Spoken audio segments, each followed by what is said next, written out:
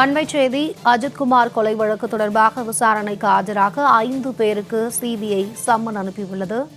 அண்மை செய்தியாக பார்த்துக் கொண்டிருக்கிறோம்.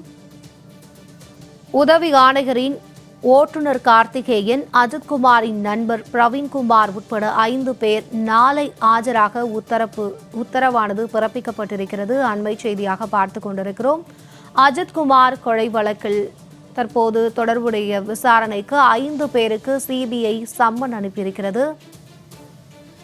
அஜித்குமார் கொலை வழக்கு தொடர்பாக விசாரணைக்காக 5 பேருக்கு சிபிஐ சம்மன் அனுப்பியுள்ளது. அதே சமயம் உதவி ஆணையரின் ஓட்டுநர் கார்த்திகேயன், அஜித்குமாரின் நண்பர் பிரவீன்குமார் உட்பட 5 பேர் நாளை ஆஜராக உத்தரவு பிறப்பிக்கப்பட்டிருக்கிறது. அண்மை செய்தியாக பார்த்துக் கொண்டிருக்கிறோம்.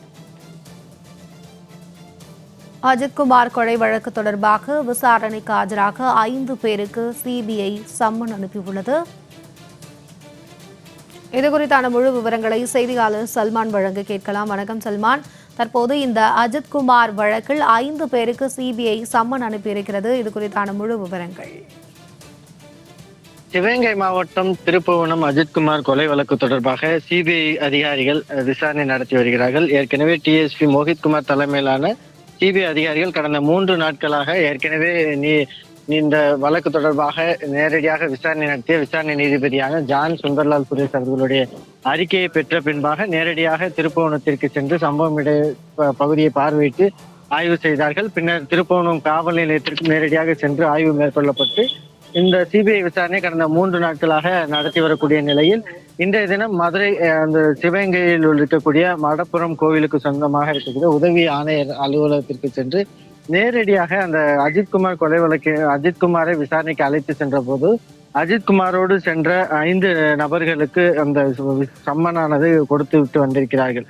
அந்த உதவி ஆணையர் அலுவலகத்தில் பணிபுரியக்கூடிய உதவி ஆணையருடைய ஓட்டுநராக இருக்கக்கூடிய கார்த்திகேயன், அதே போன்று பிரவீன்குமார் என்பவர் அஜித்குமாருடன் பணிபுரிந்தவர். அதே போன்று அந்த நிகிதா என்ற பெண் அளித்த போது ஆட்டோ ஓட்டுநராக கூறப்படக்கூடிய அருண்குமார், அதே போன்று காவலராக அங்கு பணிபுரிந்த வினோத்குமார் மற்றும் அஜித்குமாருடைய சகோதரர் நவீன்குமார் உள்ளிட்ட 5 பேருக்கும் சிபிஐ தரப்பில் சம்மனானது அளிக்கப்பட்டிருக்கிறது. அவர்கள் நாளை மதுரை ஆத்திக்குளத்து பகுதியில் இருக்கக்கூடிய சிபிஐ அலுவலகத்திற்கு நேரடியாக வந்து அந்த விசாரணையில் நேரில் ஆஜராக வேண்டும் எனவும் அந்த குறிப்பிடப்பட்டு அந்த சம்மனானது நேரடியாக சென்று சிபிஐ அதிகாரிகள் மூலமாக 5 நபர்களுக்கும் வழங்கப்பட்டிருக்கிறது.